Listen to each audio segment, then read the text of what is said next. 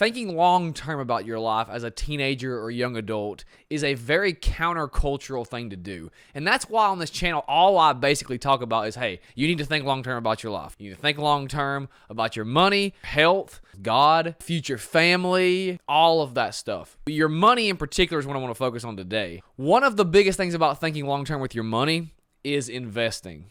The earlier in life you start investing, the more money you will have in retirement. That tends to almost always be the case. Now, given that, I want to play around with the Ramsey Retirement Calculator. It's a lot of fun. I'll leave the link in the description below. You can check it out. I want to play around with a couple of scenarios of somebody who invests earlier in their youth as opposed to somebody who invests later in their young adult years. I want to show you how much of an impact investing early can have on your future family, grandchildren. Real quick, before we move forward, I would love for you guys to subscribe to the channel, like the video. I'm a very small content creator right now, but I am growing, and I need you guys to help me. So, like the video, subscribe, and share it with a friend. If you're a parent, share it with your kids. Hey, they need to hear this stuff. This is a countercultural message. Young people need to hear this because it leads to a worthwhile youth. All right, back to the video. Let's go. Okay, what we're looking at here again, guys, is the Ramsey Solutions Retirement Calculator. I'm a huge Dave Ramsey fan. I cannot recommend him enough. And as some of you guys maybe know, I'm a Ramsey preferred financial coach too. It means I help people pay off their debt, budget, be intentional with their money, and think long-term about their life, which is why we're here today on this retirement calculator scenario.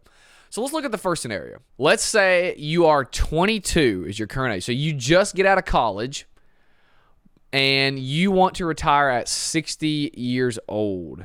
Now, how much money would you currently have in investments? Well, let's say that you were very disciplined, you were very countercultural, you were very hardworking, you had a lot of self-control.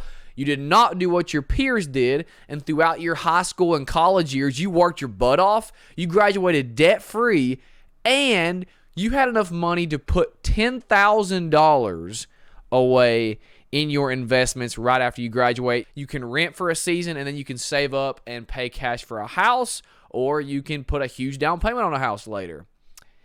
Let's say you've got your job now because you've graduated college, you're working your first big boy job, and you have contributed $250 a month from starting at age 22 all the way to age 60. And for your annual return, we're going to say 12%. The historical 30-year return to the S&P 500 has been roughly 10 to 12%. So let's say 12% because this is going to be over the course of 38 years.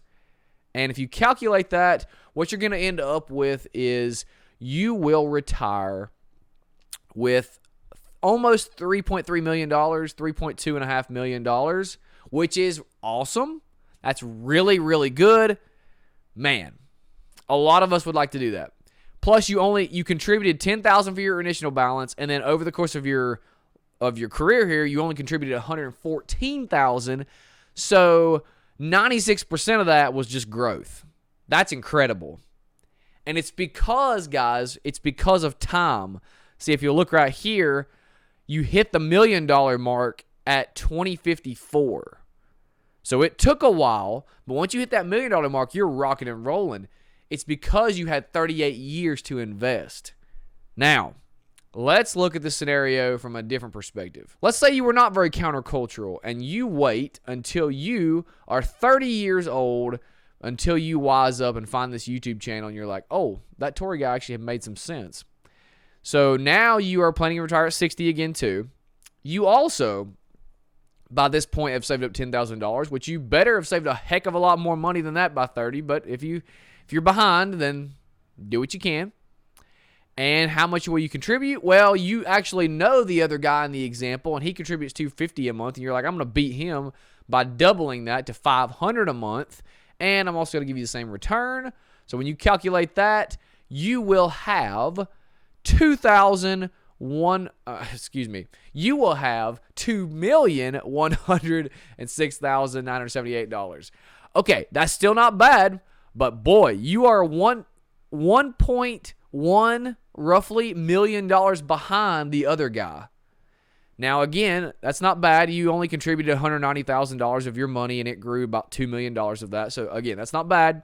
and you're $1.1 million short. $1.1 million short. Yikes. And that's because, guys, you only had 30 years to invest, whereas the other example in the first person, the countercultural individual, had 38 years. That extra 8 years of time to invest, time in the market, got him an extra $1.1 million.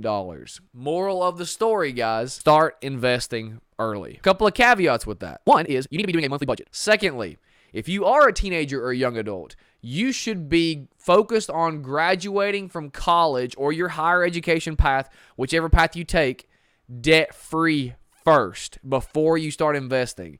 If you know you can do that debt-free, if you know you can pursue your higher education goals debt-free, then you should start investing. But until you get that figured out, don't invest yet. Prioritize paying cash for your higher education goals, because the last thing you want, guys, and I promise because I see it all the time, is to graduate with $100,000 student loans or more, and then you're at 40 years old, you come to a financial coach like me, and you need help because you were not intentional, and your $100,000 student loans have ballooned to double that.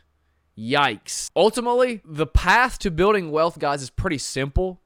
It's really just as simple as budgeting, being intentional. Again, a budget is an intentional plan for your money. Staying away from debt, staying away from student loans, stay away from credit cards, car loans, all of that junk, and start thinking long-term about your money, aka investing. Now, you have to sacrifice a lot now to do that, but as Dave Ramsey says very wisely, if you will live like no one else, later you can live and give like no one else. That is countercultural. That is worthwhile. Press on, guys. Hope this video helps you all, and we will see you guys in the next video. In the meantime, watch some great college football games, enjoy some delicious food, and as always, be countercultural. We'll see you guys in the next video.